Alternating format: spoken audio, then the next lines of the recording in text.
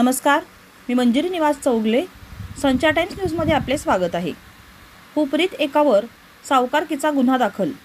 सविस्तर वृत्त पुढीलप्रमाणे.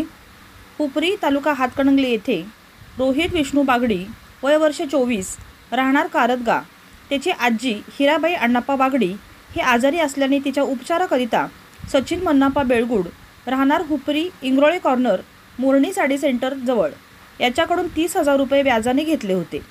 महिन्याला 6,000 रुपये देण्याचे ठरले होते. त्या पद्धतीने रोहित बागडे याने ऑनलाईन 45,000 रुपये खात्यावर पाठवले आहेत.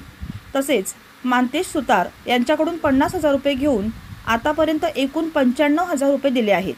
अजून 65,000 रुपये येणे बाकी असल्याचे सांगून शिवीगाळ करून जीवे मारण्याची धमकी दिली आहे, अशी फिर्याद रोहित विष्णू बागडी याने सचिन मन्नाप्पा बेळगुड याच्यावर सावकारकीचा गुन्हा दाखल करण्यात आला आहे. या प्रकरणी अधिक तपास पोलीस हेड कॉन्स्टेबल सावतकर करीत आहेत. संचार टाइम्ससाठी प्रतिनिधी अल्लाउद्दीन मुल्ला.